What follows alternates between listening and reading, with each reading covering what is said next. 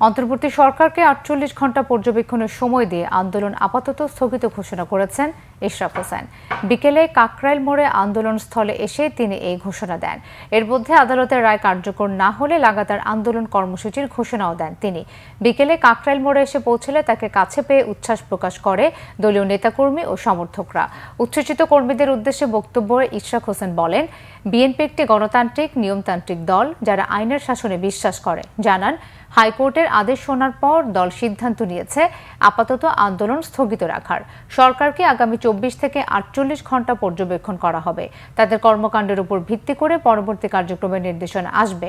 তিনি বলেন, মেয়র পদে শপথ করানো থেকে বাধাগ্রস্ত করানোর একটি অপচেষ্টা করা হয়েছিল, সবশেষে আইনের শাসনের বিজয় হয়েছে। ইশরাক হোসেন আরও বলেন, এই কর্মসূচির ফলে চরম জনদুর্ভোগ সৃষ্টি হয়, জনগণ দুর্ভোগে পড়ে। এজন্য জনগণের কাছে ক্ষমা প্রার্থনা করেছেন তিনি। বর্তমান সরকার অধিকার বঞ্চিত করতে গিয়ে মানুষকে এমন পর্যায়ে নিয়ে যায়, তখন বাধ্য হয়ে এ ধরনের কর্মসূচি দিতে হয় বলেও ইশরাক হোসেন জানান।